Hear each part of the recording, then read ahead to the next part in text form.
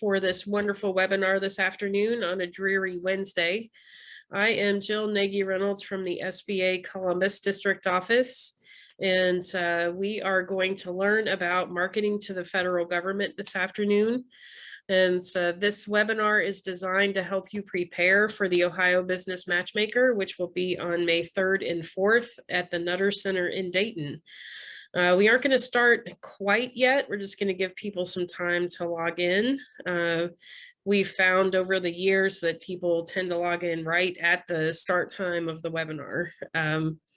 The other two participants today, well, it's Joey Lawrence. He's the state Apex Accelerator Program Manager, so very glad to have him with us today.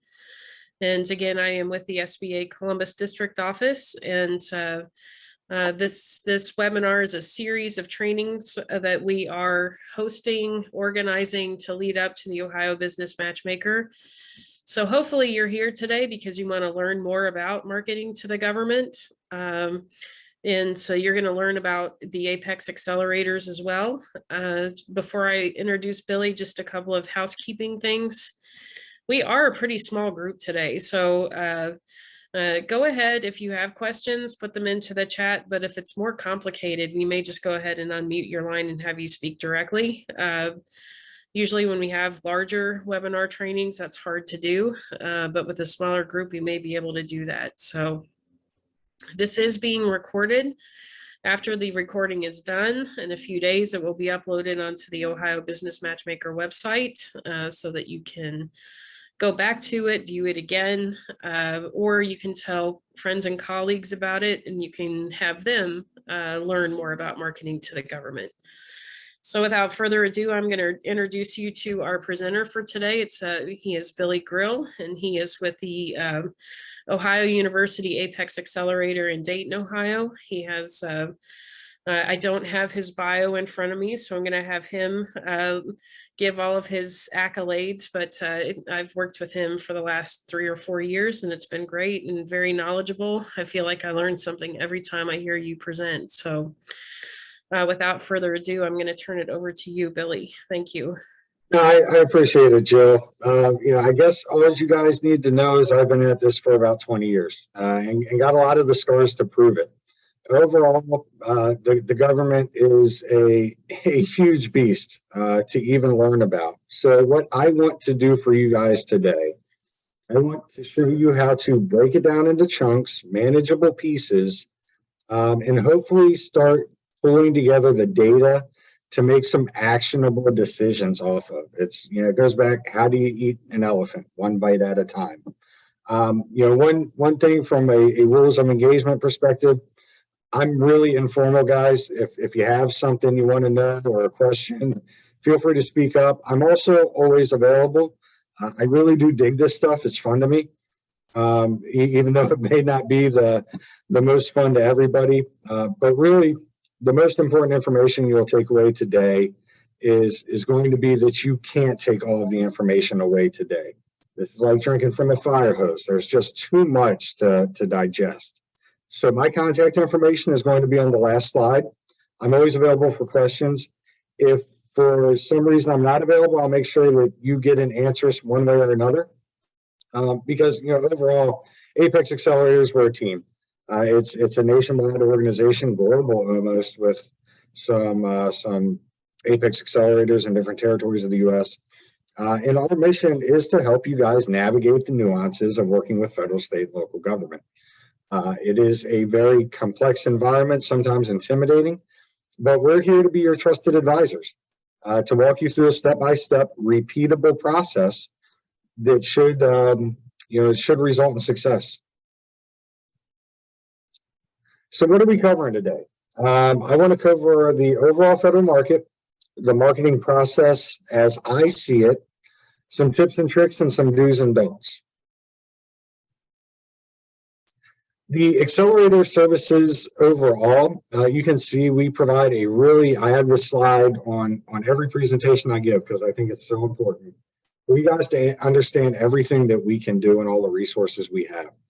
We partner with great organizations like the SBA, our local MBACs, SBDC, but also the Office of Small Business Programs inside the fence with a lot of these installations and organizations. We have a ton of resource partners. I always like to say, if I don't got a guy, I got a guy who's got a guy. So when you're working with your Apex Accelerator consultant, never hesitate to reach out and ask the question, because even if it's a little bit outside of our purview, chances are we have a resource, or we can get you to the right resource to get you some help. And we cover the whole gamut, everything from your SAM registration all the way through how to negotiate contract awards with contractors, and everything in between, from certifications, teaming and partnering, which is very important in the space, as you'll see today, through proposal development and review. Now, we can't write your proposal, but we can help you get to a quick no bid decision. We can help you make sure that you won't get DQ'd for something avoidable. And we can help you do a sanity check on your submission to make sure it's your best foot forward, because it really is a marketing effort when you're doing that. So considering the market itself, I always say, and I'm biased because I've been working with the government for so long, they're the best customer ever. If you do a good job for the government, then they will be a great ally and advocate for your organization. They always pay on time. And they always have more work. If you think about it, they spent $600 billion small business last year. So it's really a huge market. And as a small business, you simply don't have the resource or the time to fully learn and penetrate the whole market. But like any other market entry, this does take time and investment and energy. It's really learning your customers' pain points, creating relationships, and then messaging the best possible message to the prospect. So what do they buy? The government really buys everything from toilet paper to missiles and everything in between. Yeah, it really depends on what your core competency is, and not just what you do, how you do it, but the size of that as well, on what that will shape your marketing approach. Do you have commercial experience? The government has something they call past performance. They want you to have experience that is similar in size and scope, and recent and relevant. So that will impact what your marketing approach is as well. The government is currently looking at non-traditional companies that haven't had work in the government space before, but it doesn't mean you don't still have to have past performance. I think the startup companies and people just starting out, I usually push them to the R&D space because past performance is less important there. But overall, you have to have some kind of qualification. The government doesn't just pick people off the street and start working with them. It is definitely a vetted process. And then the last question. As with any small business, you guys have limited resources, resource constraints. We want to help you make the decision of if the investment is worth it. There's a lot of overhead and G&A that goes into doing work with the government, a lot of administrivia. Are you going to get that ROI, that return on your investment, that is acceptable to you as an organization? So what's an opportunity? We're going to bring it back to the basics here, guys. An opportunity is simply a requirement with funding. Now, you think that's very simple. In the government space, it can be a very complex beast. That means looking at budget justifications to follow the dollar, but also looking at their strategic plans to see if you're one of the operational imperatives that are currently priority. There's another small piece in this, not so small, called contracts. You not only have to have a requirement in funding, you have to have a contract vehicle to put it on. And there's different ways to manage that, and that's exactly why you have us here. But it's all information you want to get yourself familiar with, because it's going to help you talk your customer's language. The government has a very acronym-laden language that at first when you hear it sounds like Latin, to be quite honest with you. When I first started out, right out of college, I started working with a small strategic consultancy, and one of the first documents they gave me was a 2,000-row Excel spreadsheet with all of the Air Force acronyms in it. That has since grown by magnitudes, and you even have repeating acronyms now. So it's really important to learn some of that tribal language so that you can speak and communicate clearly with your customer. And Billy, we have a question. Sure. This is from Jay Terrell. Hello, please explain what you mean by the R&D space for those of us that do not have the contracting experience. Sure. I mean, if you're going to enter the government with limited past performance, you should probably be looking at research and development. The government has a program called SBIR, the Small Business Innovation Research Program, actually run by our fine partners over at the SBA. It is coined as America's Seed Fund, and it is actually a great way for you to develop upcoming capabilities for one of 12 different agencies and multiple sub-agencies. So when you're coming in without a lot of past performance to do actual production work, that may be your best bet to enter the space is through the SBIR program or through another mechanism called BAAs, Broad Agency Announcements, which are what the federal labs use as a contracting vehicle to get problems solved that are cognizant or that are applicable to their research in their lab.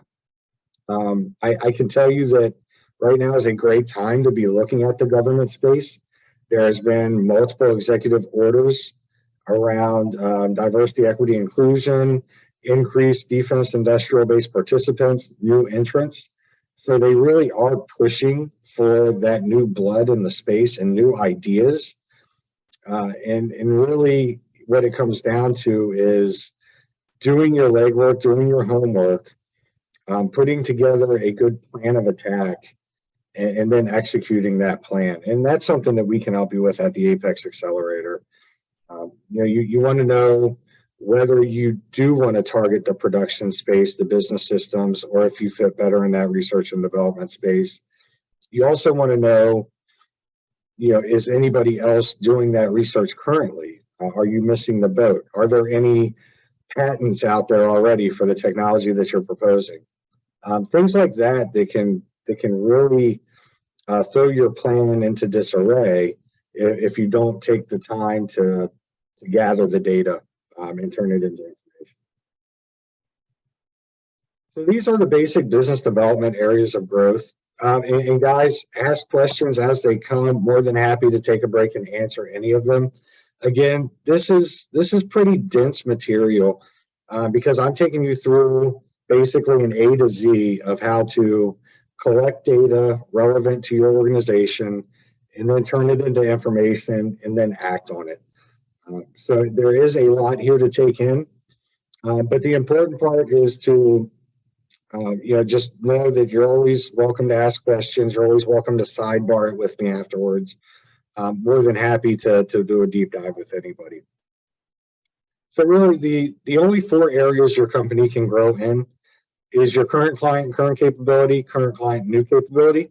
Those 2 quadrants on the left-hand side, they're your current clients. And so your percentage of win is higher there, your risk is lower. But if you only focused on those 2 quadrants, you'd have all your eggs in one basket. And then if that client went away or cut your work, you'd be in serious trouble. And so we need the quadrants on the right-hand side. New client, current capability, that's really your sales executives, your business development folks, basically building client profiles on the clients that are most successful for you and then translating it into a new client base. And then the new client, new capability, that's really your strategic quadrant where you're looking at what's coming next in the next 5 to 10 years. That's probably the highest risk, highest reward quadrant. If you think about the IT space, that's where artificial intelligence and machine learning were 5 to 10 years ago before it became ubiquitous. So really it's important to have a good marketing mix through all 4 of those quadrants, because focusing only on the right-hand side with the new clients, well, there's a client acquisition cost there that's pretty expensive and it's pretty risky. Plus, you don't want to put your current clients as second priority. So it takes a lot to manage all 4 of those quadrants. But those are the only 4 areas that your business will ever grow in. And you want to make sure you have a good mix, an acceptable level of risk for your organization when you're planning that. This is a very strategic conversation we're having here, and I'll get more tactical with you guys as we go through. But overall, you just want to keep the big picture in mind, that you want to keep your current clients happy while also trying to translate that success into a new client base. So what kind of procurement methods do we deal with? This is important because these are really your vehicles to get to the customer. We have sealed bidding, which a lot of construction type of work is sealed bidding. They open the bid, lowest cost wins. Then you have your RFPs and RFQs. An RFP is a request for a proposal, usually a drawn out process where the government does market research. They give you a request for information. And then from that, you start your marketing process with that customer or prospect until you get to a full-blown request for a proposal, which you then submit in the hopes of winning. An RFQ is a little bit shorter. That's usually a product buy or a small service request for quote. But you also have micro purchases. Anything that falls under the micro purchase threshold, I believe they upped it to 2,500, 25,000. It can be purchased with a government purchase card, a GPC. Now, it's important that you market to those cardholders because they're the ones that are quickly making the purchase, and they're not going to be reaching out to you. You're going to have to reach into them. Very similar with the simplified acquisition threshold. Basically, anything under 250 grand, it falls into a simplified acquisition, meaning they don't have to release a full-blown RFP. It's a much shorter and easier process for both sides. But in order to get considered for that, you want your name to be known, your capabilities. So there is a lot of messaging and marketing that goes on here in order to even get your hat in the ring for some of these. GSA schedules, IDIQs, and BPAs, me and Joe were just discussing these vehicles. Basically, these are government-wide purchasing vehicles. There are many that are out there. The GSA schedule is probably one of the easier ones to get onto, where it's a government-wide acquisition contract, a GWAC, and it's basically you setting your pricing and terms and conditions that the government can then order off of as a sort of like a catalog order. We also have non-FAR-based vehicles, which are the Federal Acquisition Regulation. They're outside of that. They're called Other Transaction Authorities and Consortia. These last two are really used in your R&D space. Very helpful, but not really applicable to your basic production products and other folks that aren't focused a lot on R&D. So down to the marketing approach. You guys probably don't want to hear this. Probably 3 full-time jobs we're talking about. One, you want to be able to bid to win. So you want to have these searches set up and you want to get the actual bid opportunities that you can respond to. That's one full-time job. The second one, probably my favorite, we'll run through this today, is the organic marketing. So that's where you figure out who's buying what you're selling. You reach out and you start creating a relationship to mold your own opportunities. Sometimes able to take them off the table completely, sometimes able to team and get on a good team bidding it. But overall, it's a necessary piece of the puzzle because that's where you're really finding out about the true customer pain points. Much like commercial marketing, it's the same process, different acronyms, different approaches. And then the third one, it's a necessary evil to me because I'm an introvert, but networking. You want to be able to connect with the customer. As a small business, you need to be able to connect with teammates. The Federal Acquisition Regulation, the government acronyms, none of that changes human nature. We work with others we know, like, and trust. And I stole that from one of the best business developers that you'll ever meet in the Air Force Space, Dave Hart with JJR. He's built a team, he's built networks, and you see it firsthand as an Apex client, the value of of the energy and time you put to building those relationships. They really do matter. Now, you'll still have to bid to win. You'll still be able to clearly submit a well-thought approach and proposal, but the other value add that you need to be aware of is that networking, industry associations, teaming, subcontracting. It all comes into to one big value added approach, which again is a couple of different jobs. So client profiles. Let's not recreate the wheel here. If you're successful commercially or even in the government space, know your client. Know what verticals they're in, know what capabilities they have, what kind of technology are you using with them, because that will translate into additional prospects in the government space. Now remember, the government wants past performance. So what is that past performance? It's recent and relevant, meaning it should be recent within the last 3 to 5 years, and it should be relevant. Relevant is similar in size, scope, and complexity. What does this mean? Well, if you've only done carpet cleaning for one small business, but you want to build a government contract that has nationwide carpet cleaning for 300 different installations, well, obviously that's not similar in size and complexity. Scope may be similar, you're cleaning carpets, but the size and complexity is completely different. So in order to give yourself the best chance to succeed, you want to mirror your past performance with your upcoming market research and what you're looking for. That way you can match them both one for one, and your message will be better received with the prospect. You can tell them, hey, look, we did this over here and we're successful because we did A, B, and C, and we watched out for pitfall D. You'll be able to have those conversations much more effectively if you nail down your targets and get discreet with the data, and use that past performance as a guide. There's yet another thing to know about, and it's called small business goaling. Every organization, every agency in the government space, they have a small business goal every year. You have your small business goals, you have your 8A goals, you have your hub zone goals, women-owned small business goals, service-disabled veteran-owned small business goals.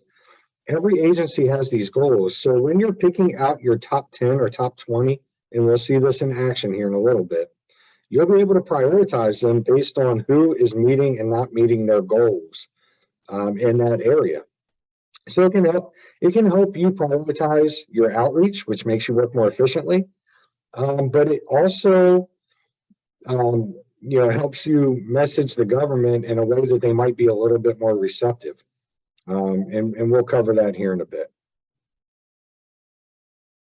So the tools I'm going to be using with you guys today, and I should have updated this to say Apex instead of PTAC, but basically what we offer as a free service, and most Apexes do, are bid match emails. So what we do, we take some of your industry codes, which basically 2 codes that we work with for the most part, your North American Industrial Classification System codes and your product service codes. We also take keywords, but basically what we do is we build you our own client profile for you and our database. And what that does is it allows us to enact something called a bid match, where we will send to your inbox every day a list of bids that are applicable to your organization. Our bid match service searches, I believe, 2,800 different federal, state, and local databases. And then it pulls out bids based on our search criteria, which we like to keep up to date with you guys so that we don't become just another spam email in your inbox. And that way we can make sure that you're seeing relevant bids that you can then send back to us to review with you and help you make a bid, no bid decision. And hopefully you're maturing your knowledge and education so that you get more comfortable looking at these, reviewing these, and submitting these. We'll also look at usaspending.gov here in just a minute and sam.gov. And I'll explain more about those when we take a look. So here's another piece to USA Spending. We'll take a look at the agency profiles. This will be a necessary piece of your research before you reach out to the client to help you follow their dollar and also talk their language. So once we're done with all our awesome data discovery that we're going to do in a minute, there's going to be the outreach portion. This is usually very intimidating because you're reaching out to a huge government organization, and usually it's a cold email or a phone call. We will make an introduction if we can, when you're ready, when you're procurement ready. But in the meantime, you should be looking at this research, legwork, and your investment of time and energy is going to be really important here. There's a lot of data, and we'll try to help you get through it and turn it into actionable information, but you still have to look through their budgets. You want to know what their strategic plan is so you can talk to them about it, speak intelligently, ask intelligent questions. You want to know what their past contracts look like. You can uncover a lot with some of the data trends. Do they have a favorite contractor? Do they have a favorite contract vehicle? Are they falling short in their 8A goal? So a lot of that you can get. All of this, it's a blessing and a curse. All of this data is public knowledge. It's public. But the curse is all of this data is public. It's mountains and mountains of data that we have to get through. When you're in the R&D space, it's great to want to develop a new technology. Have you checked any existing patents on it? Also with your name, have you looked at TEST, the trademark database, to see if anybody else has trademarked your name? You can get in some pretty dicey situations with that as well. When you are doing outreach, brevity is key. Everybody's busy, guys, and the pandemic has only made it worse. We're getting more email communications than ever before. So make sure it's a 1 to 2 minute read. It will do you a favor, and it forces you to be very clear and concise with your messaging. Writing paragraphs, nobody has time to get through all of it. You want to hit them with 3 tells and 3 asks. You want them to know who you are, what you do, and what your specific value is. That's up front. That gets it out of the way. I always tell my clients, let them know you're working with the Apex Accelerator as well. And you can even, my clients, feel free to copy me on the email. I have no qualms with that. I want to support you in any way we can.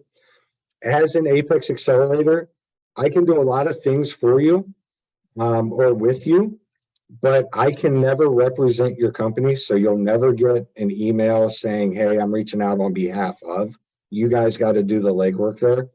But if you do copy us, it'll do 2 things for you. One, it lets the government personnel know they can't just kick you back out to us. Some of them will do that. The other one is it lets them know that you're serious and you've built your resource team. So that should really be effective in getting some increased response rates there. And then you want to ask them 3 things. And this is important as well. You want to ask them if there are any upcoming opportunities based on your capability statement, which you'll learn how to put together. You want to ask them if there's any upcoming events or chances to connect with the organization, to learn more about them, to create that rapport.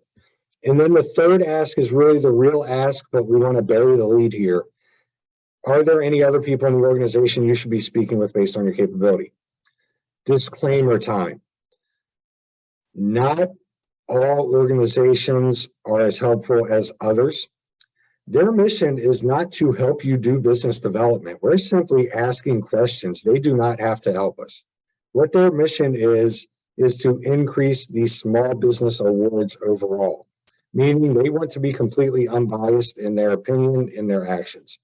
Now, that being said, again, we're all people. Nobody's a robot. So if you do connect, if you do your research, if you can speak to them intelligently, you're more likely to get help. This is basically marketing in a nutshell. Even though it's for the government space, do not abandon your basic marketing principles here.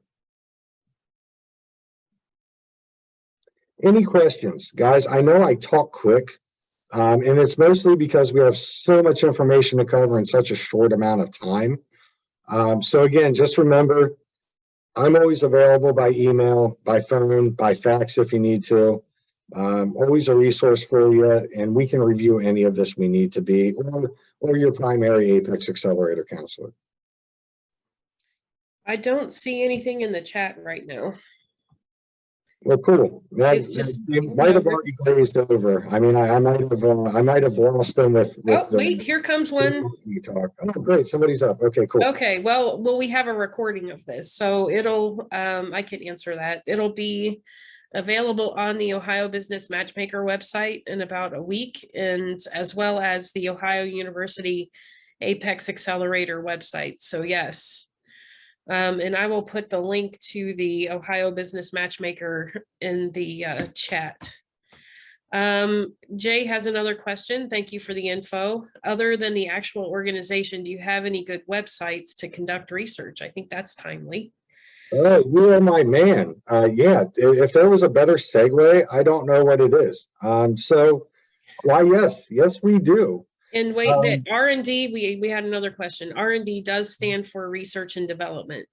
Yes. Correct. Yes. And really, I think it's a great space if your company has that capability. It is a little bit different than the what I'll call traditional procurement space. They have some different tools there, but we can definitely help guide you.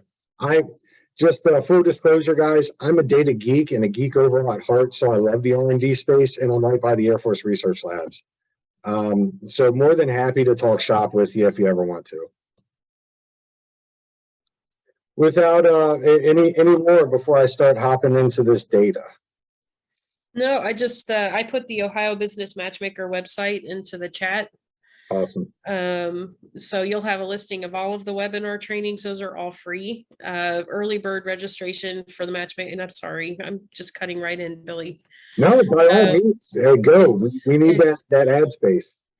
So the Ohio Business Matchmaker is $95 right now for the early bird, and then after I think the first week of April, it goes up to $120 a person. But that's at the Nutter Center, and that is to pay for the venue and for food. And I gotta tell you guys, it's the best $100 you ever spent, or whatever the ballpark is. That is where you get to do your face-to-face. So I can tell you some stories about pre-pandemic versus post-pandemic business development.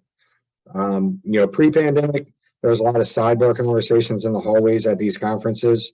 Post-pandemic, it's been hard to get government personnel to come out to these things. It's getting better, guys. But, this is your one-stop shop to access federal, state, and local folks that are there solely to help you. Now, I got to tell you, just like doing research online here, you want to make sure that you target the guys you're going to talk to. You want to make sure that you do your research on them beforehand. And that way you can talk intelligently, because there's going to be a lot of people there competing for their time and attention. Do your homework beforehand, and I guarantee it will pay dividends in the long run. And we'll show you how to do some of that homework today. So this is usaspending.gov.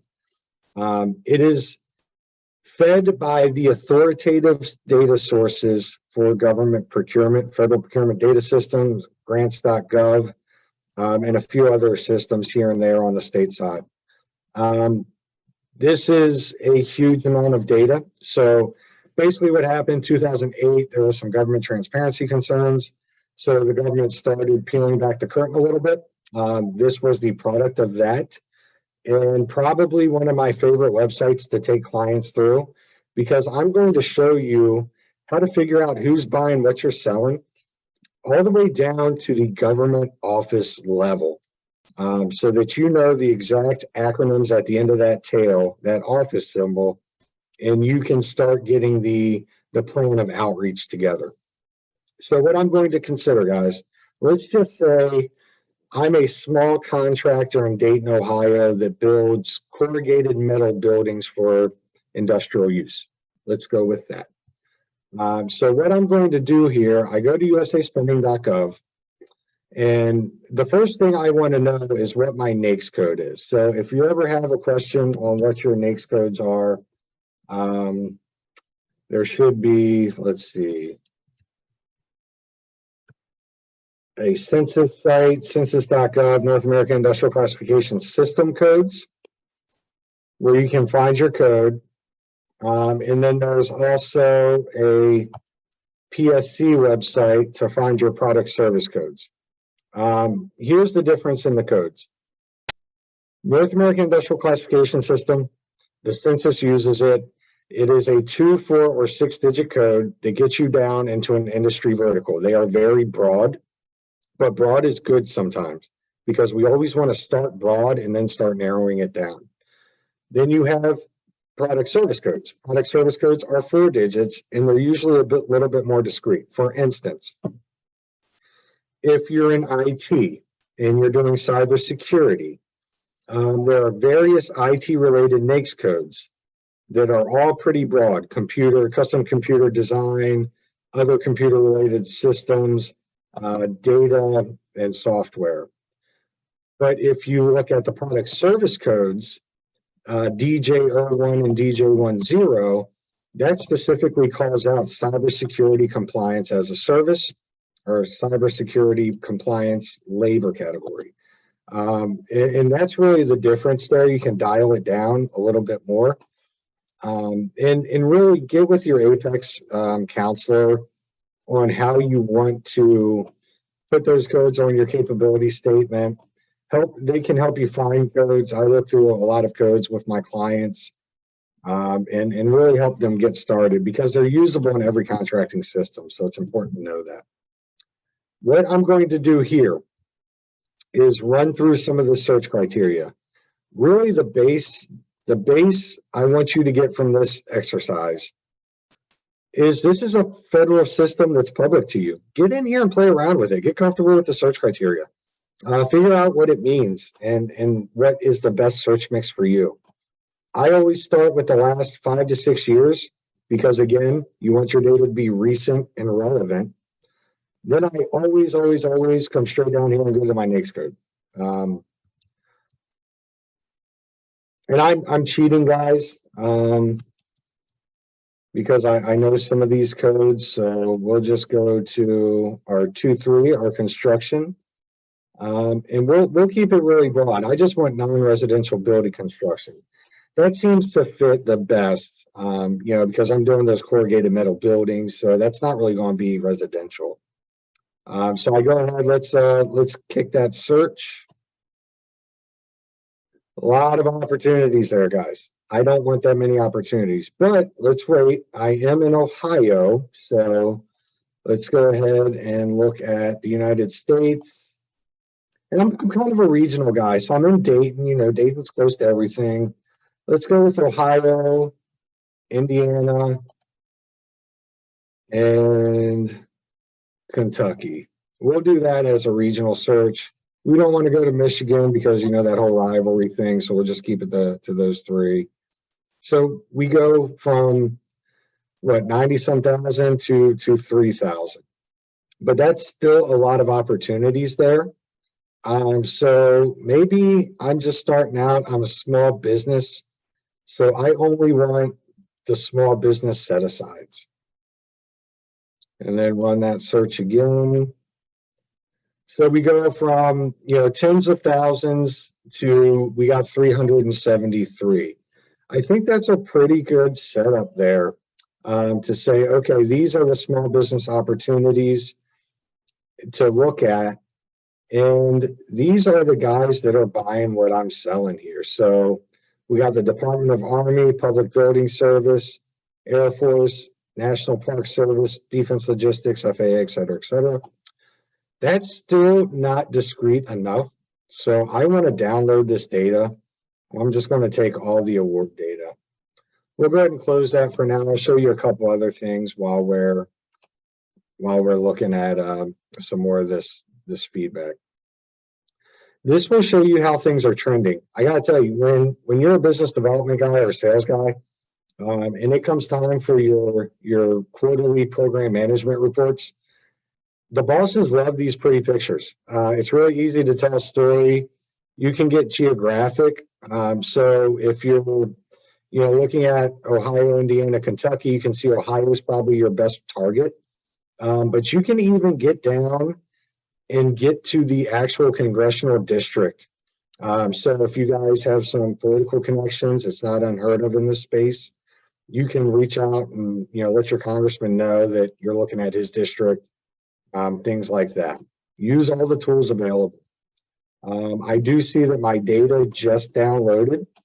So I'm going to pull up the Contracts Prime Awards data.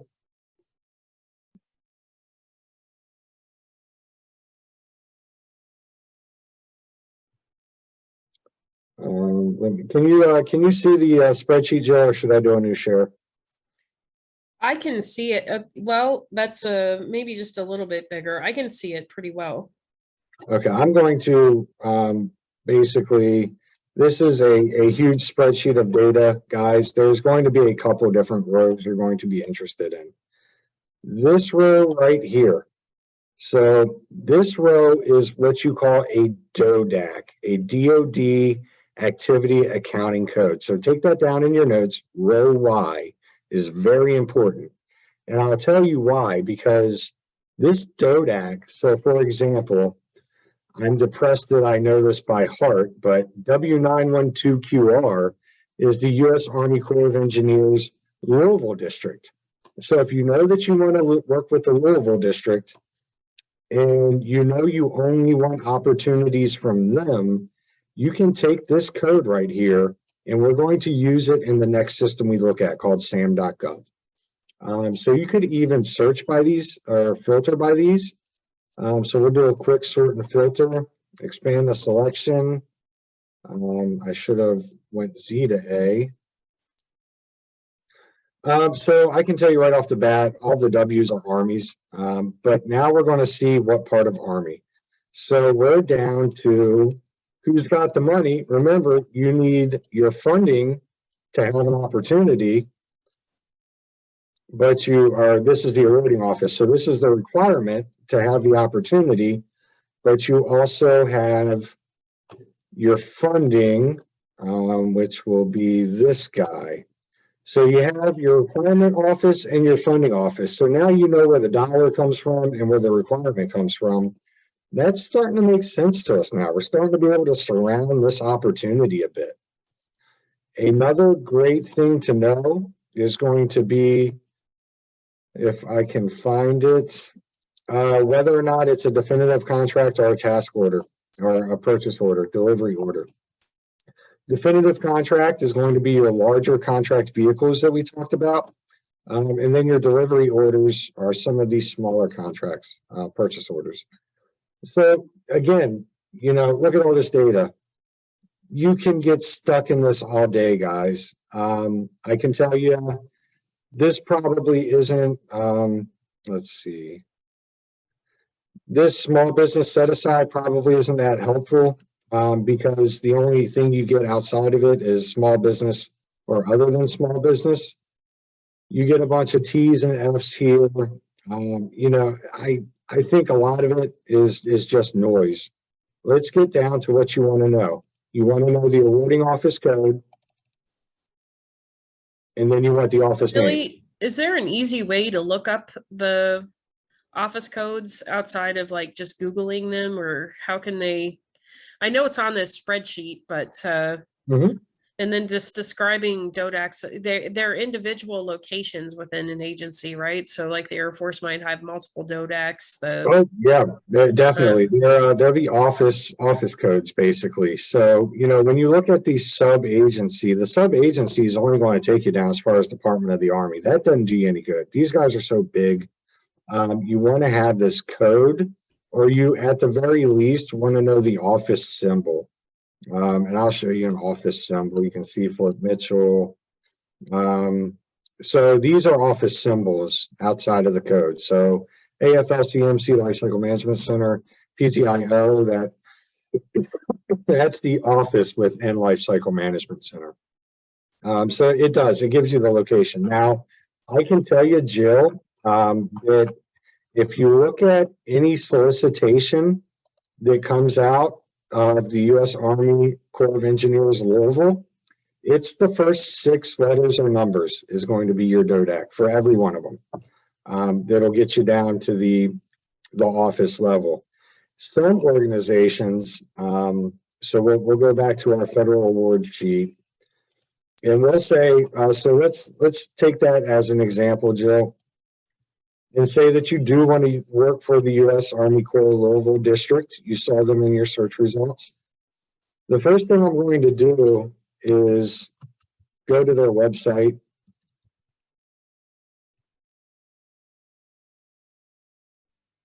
And go to their small business page. I want to do this for a couple of reasons. Every agency in the government space has either an Office of Small Business Programs or an OSDBU, Office of Underutilized Small Disadvantaged Business, or Office of Small Disadvantaged Business Utilization, OSDBU. That's it. Yep, you got it. Yeah, guys, I've been at this 20 years and I can't keep the acronym straight. So do not feel bad for drowning in the acronym soup. But you know, the best thing, once you get this target list together of these folks, go over to their small business website. You're going to find some things that will help you. One, they're publishing a forecast here. So that automatically takes out one of the first questions I'm going to ask. You don't no longer need to ask them for a forecast because you have one right here. If you do ask them for a forecast and they have one on their small business site, they will simply just send you the link to the small business site, say, here you go. You don't want to start off on that bad foot. So make sure you do that research. But another great thing they have here is a DODAC listing. Now, I got to say, not all small business websites will have this. The U.S. Army Corps is their small business organization. They're awesome. They're very proactive and they do a lot of good events. But you can see if I want to, if I want to work with Louisville, I'm just looking up this DODAC right here. And then again, me cheating a little bit, I know that there's 4 districts that serve Ohio. You got Louisville, you got Great Lakes, you got Pittsburgh, you got Huntington. So I'm probably going to pick all 4 of these codes. But you can also look at some of these other ones if you're interested, depending on location and what they do. For example, Huntington does a lot more of your locks and dams, and Louisville does a lot of like the renovations at Wright Pat, the VA, stuff like that. So, again, it comes down to having that inside baseball, having the local knowledge. We have it as Apex counselors from the work that we do, but the data, all of this data is public. It's all accessible. Another thing you guys want to look at in this data is who the heck is already there. Who is going to be your competition or your teammate or both. In the government space, you have a lot of what we call frenemies. One day you're competing, the next day you're tight and teaming on stuff. So you can take a look at that as well. And all of this is clickable. So if I want to know, what these guys over here are doing with Active Energy, I can tell their UEI and their identifier. I know where they are. I know how much money they're doing. I know how they're trending. So when you're doing competitive intel, another great thing for your program management reviews and your strategy sessions, pick up some competitor intel through this database. And you can do it one of many ways. But here's another thing. If you know there's somebody, a competitor, that's successful in the government space, that does what you do, what's to say you can't go in here and steal some of their codes? I mean, imitation is flattery. There's nothing to say. It's all public data, guys. So that's a really good way to do a sanity check on your codes to make sure you're in the right spot. And if you really just want to go through and do the recipients, you can type in any recipient here that you want. So you can hop down and just do some basic research on anybody, as long as it's a reported government contract or grant, federal government contract or grant.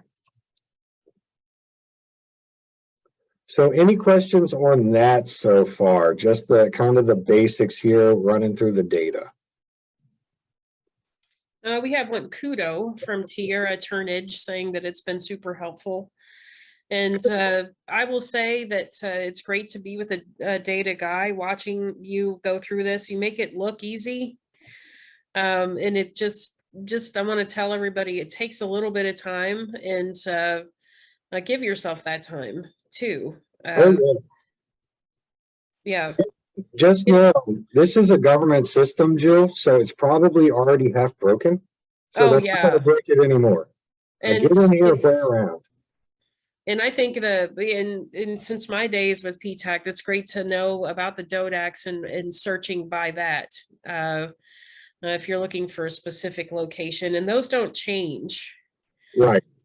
So that's like a reliable source of finding information. It really is, and it's going to help you get to this next part easily. One thing I want to show you before we leave usaspending.gov for the day, there is an agency profile list. So they list 108 different agencies. This is a really great resource for looking down. I love looking at these again. You know, I'm a data geek, so if you give me a budget justification, I can dig through it and make sense of it. Let's just take the VA. So this takes you right to their budget website. It takes you to the budget request. You can get to their budget submission. Remember, guys, an opportunity is funding with a requirement. But looking at their budgets can tell you a couple of things. It can help you notice what their priorities are, and it can help you. Usually you can get to a budget supplement. There you go, supplemental information. It'll get you into what are their new kind of keystone programs and things like that. You can look at, again, going back to construction, they have a construction and long range capital plan as well. So there's great information here. Try not to get paralysis by analysis. You know, but no, you do need to get smart about your clients or your prospects before reaching out. So that is who has bought what you're selling in the past. We want to know who's going to buy what I'm selling. And that's what takes us to SAM.gov. SAM.gov is the System for Award Management. It is run by GSA as part of their Integrated Acquisition Environment, their IAE, more acronyms for you. Really important here to get comfortable with this criteria as well. I'm interested, this is the most used part, contract opportunities.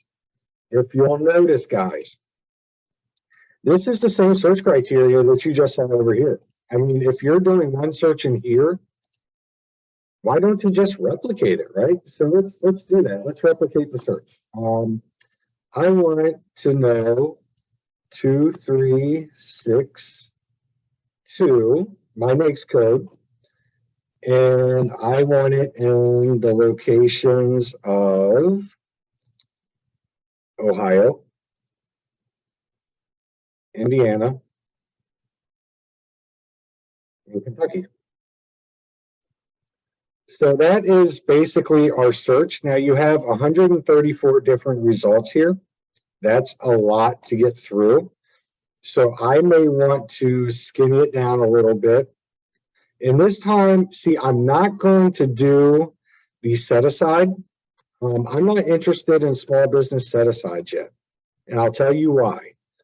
I want the notice type to be sources sought, and I want the notice type to be pre-solicitation. Now, what are these? These are your market research that the government is doing. And I want to only look at those opportunities, we're down to 51, because I want to get in early in the acquisition cycle. I want to get into the point where I can help change this opportunity before it comes out for official bid as an RFP. I want to get in there so that I can go to the industry days and build a team. If you are not teaming in the government space as a small business, you are setting yourself up for failure. And this is a great way to start working with your SBA reps, to start working with the Office of Small Business Programs. Let them know what RFIs you're putting in for. Because, you know, we're all small business champions, it may be able to get set aside if you're coming in as a woman-owned small business and they have enough capability to set it aside as a woman-owned small business. I mean, this is where you really get in and you start making the opportunity your own. Talking to the client, getting the true pain points, building your team, and developing your proposal strategy. You want to do it that early, that far in advance. I can tell you the government space is hugely competitive, but if you get in early and you build that relationship, you build your team and your capability, then you will be successful. Maybe not the first time, maybe not the second. But this is a repeatable process, guys, that is repeatable, and it's the tried and true process for a reason. So that's really how you look at opportunities. Yeah, I would say you could have a separate one for solicitation, but I got to tell you, if the first time you're seeing an opportunity, it's the solicitation, you're way behind the timeline here. You're behind the 8 ball. Your percentage of win, I would say, automatically drops to below 30%. That's my opinion. This in no way reflects the views of Apex Accelerators in general. But you know, I've been in business development for many, many moons. And I want you guys to know that there's an opportunity cost to bidding on these things. Focus on the fruit that's not ripe yet. Because that's really where you'll make your hay.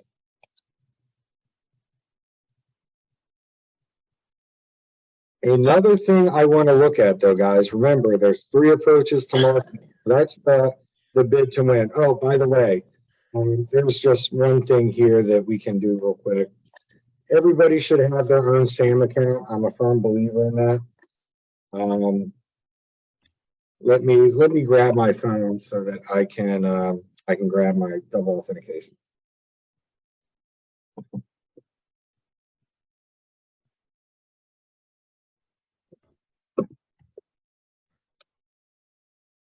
Okay, so I have my text message here, 385-229, 385-229, submit. And then when I get back to this search, now all of a sudden I have the save option. So my advice to you guys, if you have, I like to do what I call bucketizing searches. If I'm an IT company, I want to search just based on application development or database management. I don't want to lump all of my capabilities into one search, because that way, if you're getting very specific searches, you can forward them quickly to the right folks to look at it. You need your subject matter experts to help you out here. So, you know, what I'll probably do is save this down as GC search. I may even put the NAICS 2362 Midwest, and then I'll save it. So as with any government system, there's about 2 more steps here other than just saving it. You'll go back to your workspace. And Billy, we have a question, Sure. a good question. So should we search for pre-solicitations? So I think it's just based on notice type was a question. Yes, so in the notice type, you would search for sources sought and pre-solicitation. Those would be where I'd start. And maybe talk about what a source of sought is. Certainly. So a source of sought is basically the government's outreach to industry to do market research.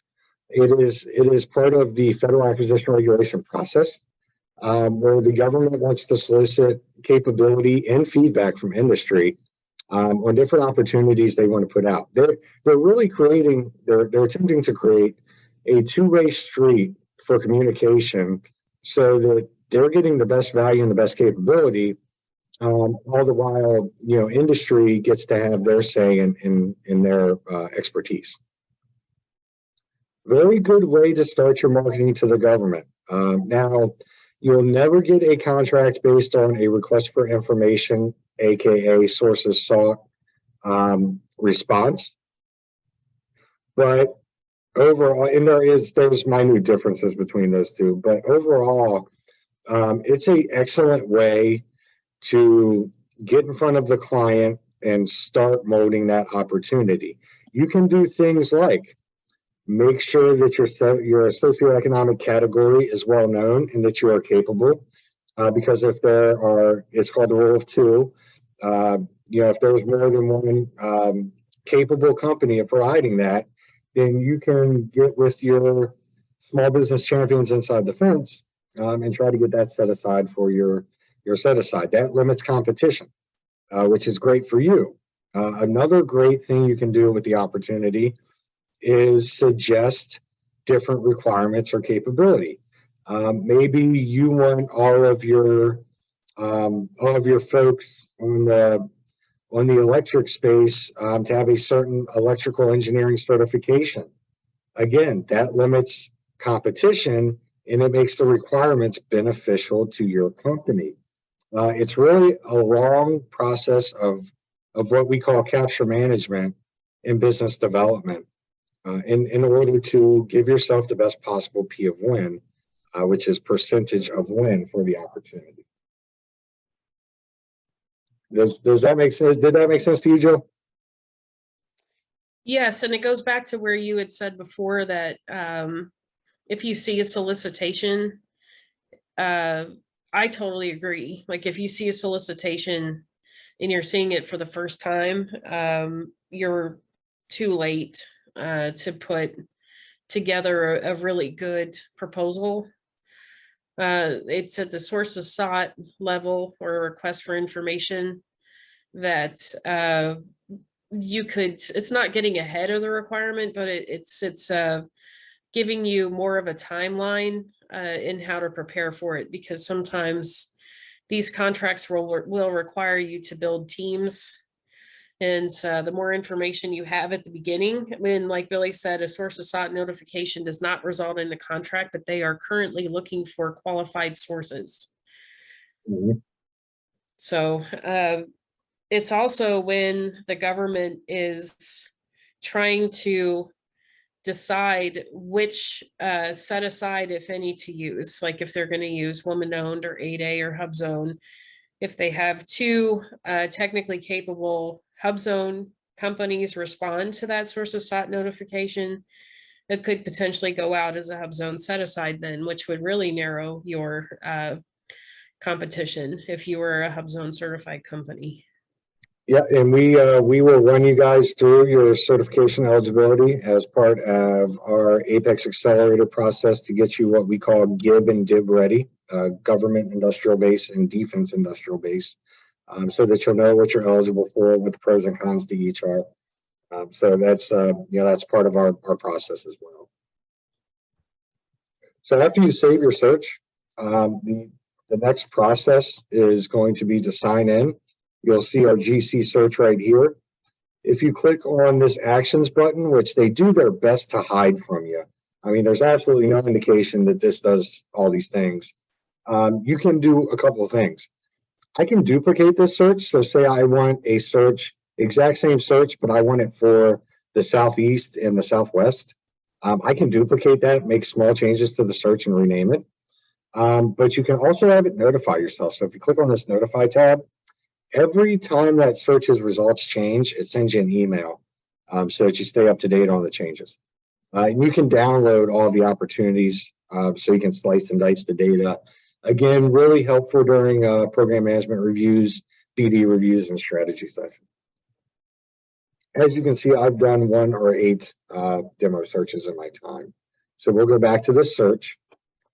And this is going to give you, all of your opportunities from those different clients. But say you're locked in on the U.S. Army Corps of Engineers Louisville District. Those are your people. So what you're going to do is, again, we can keep the NAICS code. That's fine. W11. To UR, I believe. Yep, there you go. So that DODAC, that 6-digit code, will give you all of just the Army Corps of Engineers results. Remember, everything goes back to that business development quadrant.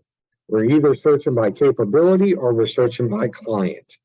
And you probably want to have some searches set up for both. And that way you're making sure nothing falls through the cracks there. But it's a really simple way. You can put multiple DODACs in here. That way you're doing all of your core districts or all of your different offices. It's a great way to know if you do have current government contracts, to know exactly what's coming out of your current client as well. Because remember, there's that current client new capability business development quadrant that you don't want to let slide either. So it's a great way to keep track of that. Another thing that SAM is used for that a lot of people don't realize, all of the federal agency held events are posted to SAM as well. So if you go, again, the notice type, they're going to be under special notice here. So if I want all of the industry days, we want to attend these in person since we're in construction. So let's go back to Ohio, Indiana, and Kentucky. And now you're going to get, so we're down to 4 results. And you have the notice of intent to sole source. That's one thing. But now you got industry days up at Youngstown. You got the construction and renovation of the Armed Forces Reserve Center. So you can get to some of these industry days. You could even do this, take off this NAICS code and just type in industry day. You already got your location set, but you can also do site visit. And we want to do any words there, not all words. And that opens it up a little bit so that you can see, all the industry days that are coming in your area and hopefully make connections with the customer about it. This isn't a perfect search. To foot stomp one thing, get comfortable with this search criteria, play around with it. You want to get to what I like to call the Goldilocks mix. So you don't want 30,000 opportunities, but you don't want 0 either. You want something manageable for your organization. And anybody in your organization can get a SAM login account. It's not hard to do. They don't have to be tied to your organization to have their own personal one. So we can actually come in and I can help Joe, Bob, and Charlie and Ann set up their own search accounts in SAM.gov. So that they're seeing the information they need to see. And then when you do get, let's say you want to go after this one, every opportunity has the chance to follow it. So you can click on follow here and follow your opportunities. That's starting to build that opportunity pipeline. And every time that opportunity is changed, it'll email you and notify you of it. As with anything worth doing, this takes a lot of time and effort, but once you can automate the easy stuff here, then you can really start learning how to parse out these solicitations and doing, bid, no bid decisions, reviewing opportunities, doing your organic outreach to similar clients and things like that. Any questions about any of this information before I go back to the PowerPoint? I know I walk through it quick and I speak quick. I've had 2 cups of coffee. My apologies. It's a lot of information, but it's definitely pivotal in your business development strategy. We've had several people ask if they can get a recording, so I just put in the chat. It's going to be on the Ohio Business Matchmaker website. But then also the OU Apex Accelerator website, I put that in there. At the top of the screen on that website, there's a tab called Tools and Links. And so once you click on that, you'll see I think it says trainings, but there's lots and lots of recorded trainings there. So, And we can always do specialized sessions based on their specific codes, their product search codes, their NAICS codes, their keywords. exactly, yep, Keywords are great as well. You can pop in. So if I'm in IT and I do Teradata data warehousing, you can always pop that in. That's nothing there now, but you can see specific software, hardware, niche capabilities, certifications. If you're in manufacturing, AS9100, ISO, things like that. All of these add to that search criteria mix that you should develop. And I'm always happy to answer any questions, get you guys to the right folks to help you, or help you myself if I can. Again, it's a lot to take in. This will take time and effort, but entering any new market takes time and effort. And I'll get us back to our PowerPoint. And we'll get through this and answer any questions that you guys may have. Remember, I was talking about capture management. These are the basic steps. I mean, you want to identify the opportunity, i.e. the customer's pain points, where the funding and the requirement meet. You want to explore the customer's needs and goals. Determine if the opportunity is a good fit for a pursuit. That's when I was talking about that bid, no bid decision. Really there's some simple questions there you can ask yourself. Do I know the customer? Do I know my competition? Do I know the requirement? Do I know the capability? Does the customer like their current consultant? Does the customer have the funds needed to fund the full opportunity? Things like that are always helpful. And you want to take a good hard look at it, because remember, every opportunity you go after has an opportunity cost, which means every opportunity you go after is a potential opportunity you can't go after because you're chasing that one. So you want to make sure that you got a good reason, a good expected ROI, and a good P of win, percentage of win. You want to be able to evaluate your competitors. Remember, they're all on usaspending.gov, and we have internal databases here at Apex that we like to use as well. Can give you a little bit more deeper dive. Define the win strategy and advantages. These are really going in with a couple of different approaches. Every opportunity has evaluation criteria that the government uses and tells you what they are. So you can go in with a best value approach. You can go in with a lowest price approach. There's a couple of different ways to do that. So that's always important to know. And then connect with the customer and position your solution. You really, again, this is a relationship-based business, guided by federal acquisition regulation, but based on relationships. Here's some tips and tricks. Know your customer's language. Every single agency, organization has their own, I call it tribal language. It's very localized. Their acronyms are their own acronyms. You'll probably see a repeat of acronyms throughout the government space multiple times. I know of 4 different organizations that use or have a FIRST program. One FIRST program is financial, another is reporting. I think another is emergency preparedness or something. So just know that your specific customer, the acronym they're using might not be the one you're thinking of. So make sure you get smart on that stuff. Prioritize your time. Yes. We have a question. Mhm. So Anthony Dozier would like to know if the Ohio Apex helps figure out the CAC. I'm not quite sure what that is. CAC is CAC access, I believe he's Okay, talking there you about. go. I just had a client who was having issues with RightPat getting his emails because each organization in the base has a different blue team. So some parts of base might get Facebook and LinkedIn, some might only get LinkedIn, some might not get any, but some might also block out certain emails. So I contacted small business programs. We got with the 88th Com help desk. and we helped connect those two to see if they could find out the problem. We can do that. We can connect you to resource, but we can't really.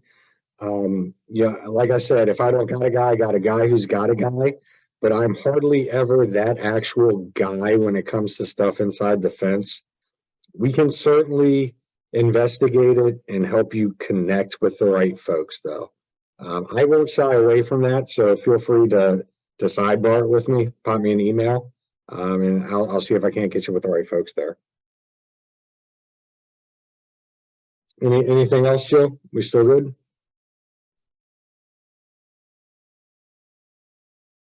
That's all that I see for now. Okay.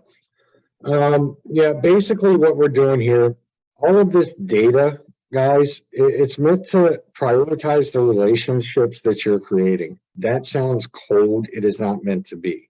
Really what you want to do is find your best fit, where you add the most value. And then you want to message that value to that prospect or organization. So that's what I talk about when I'm talking about actionable data, actionable information.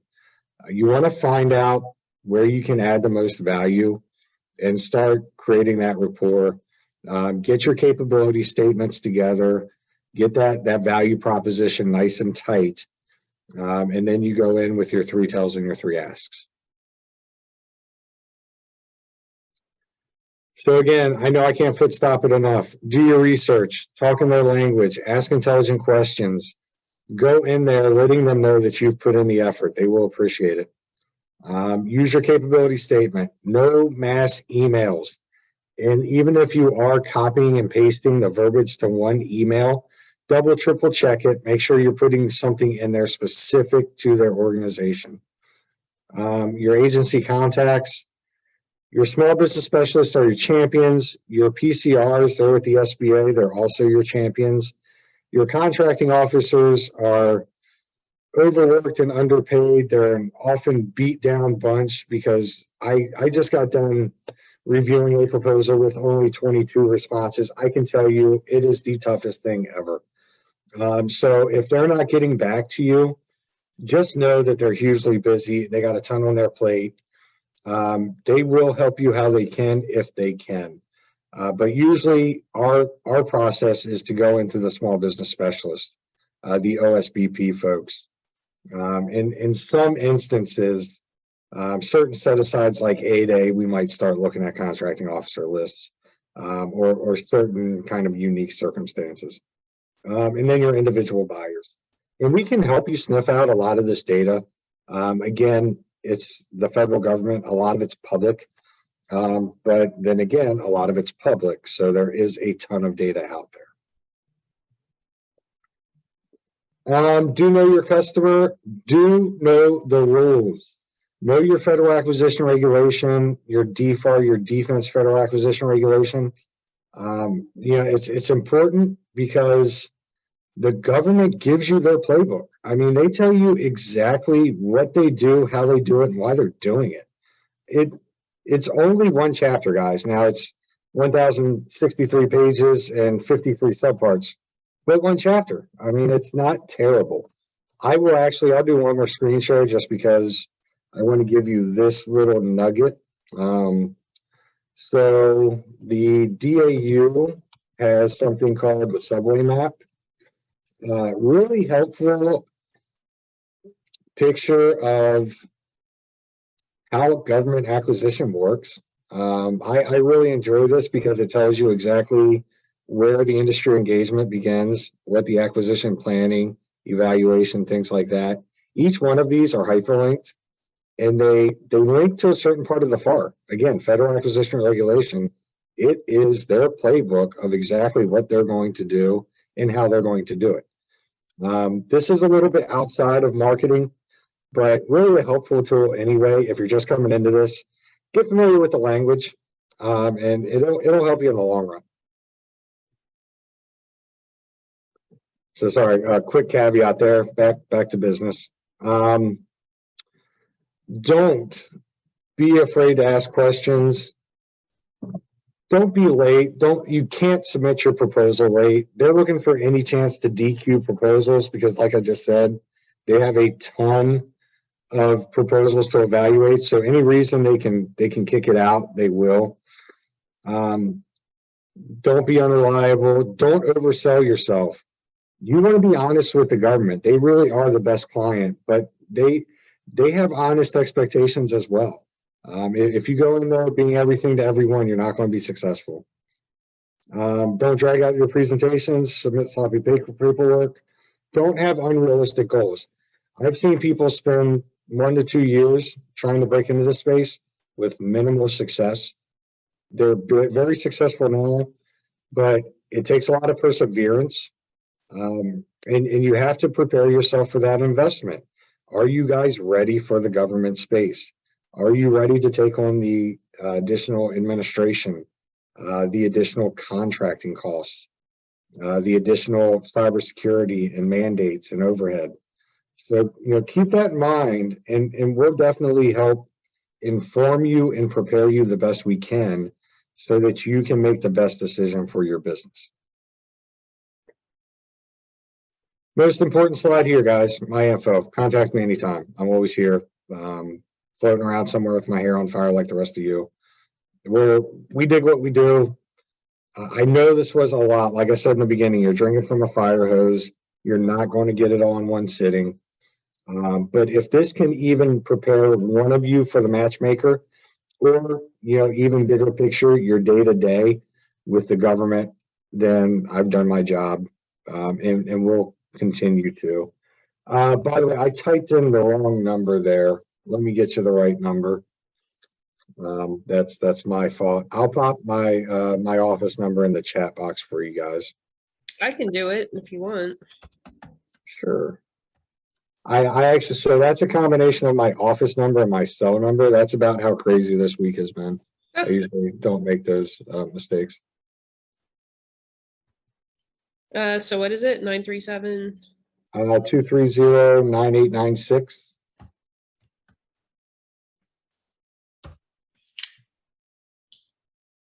Well, I really appreciate your presentation. It is a lot, but what I tell firms over the years, and I still tell them now, it just takes time.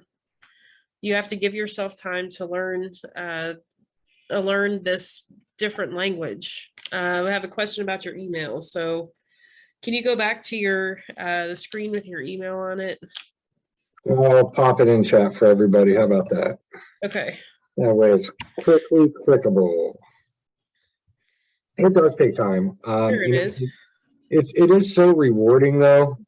Just being in this industry, I can tell you in Dayton, we're very welcoming to new folks that are wanting to learn. We do a ton for the community. I always like to remind people when you're working with the DoD, you want to keep in mind that, in the end game, this is all about capability to the warfighter, making their lives better. So if you keep that as big picture, you'll be fine. You'll be successful. In the end of the day, we're all just people, and we want to do the best thing. So, just keep that in mind. Try to have some fun with it. I know this seems very formal and intimidating, but we have a lot of fun too. I mean, if you can believe a data geek like me has fun, we do.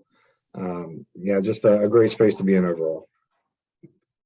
I agree. And you never know what type of opportunity is going to be the one that ends up being your first one. It's the government buys a lot of interesting things. So, and I feel like SBA and Apex accelerators were on for the ride with you. So, how does all of this help you prepare for the matchmaker? Well, how it helps you prepare is that the matchmaker, we invite all of the federal, state, and local agencies that are in Ohio, but also some of the contiguous states.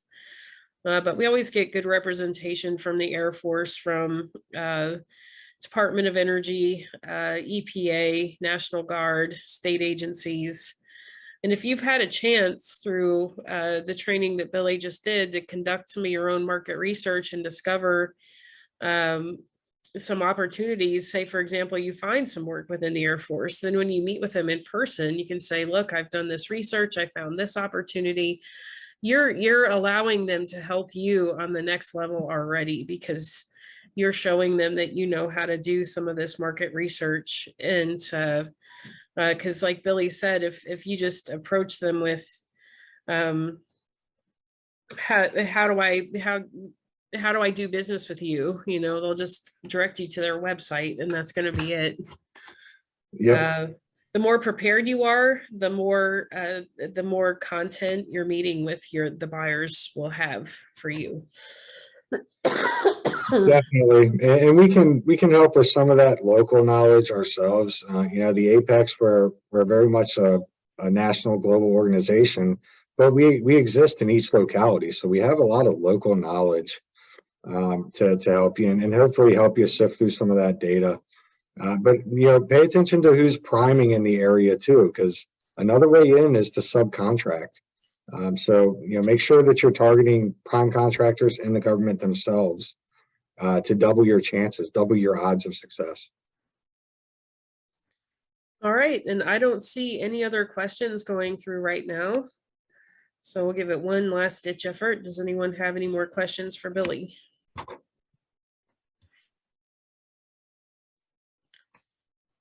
All right, and as I mentioned before, the recording will be available in about a week, so give it some time. It takes some time to get it uploaded. And you have Billy's contact information. You have access to the Ohio Business Matchmaker website. Hopefully you can join us next week on, what day is that? The 29th for our next webinar trainings on doing business with the state. So hopefully this was helpful to you. Thank you again, Billy. I really appreciate it. Yeah, no, I enjoyed it. It's my monthly chance to geek out with data. Hopefully it wasn't too dense for you guys. And as always, most important information, my contact and the slides, the recording, we'll help you out any way we can. Okay. All right. Thank you. Thanks, guys.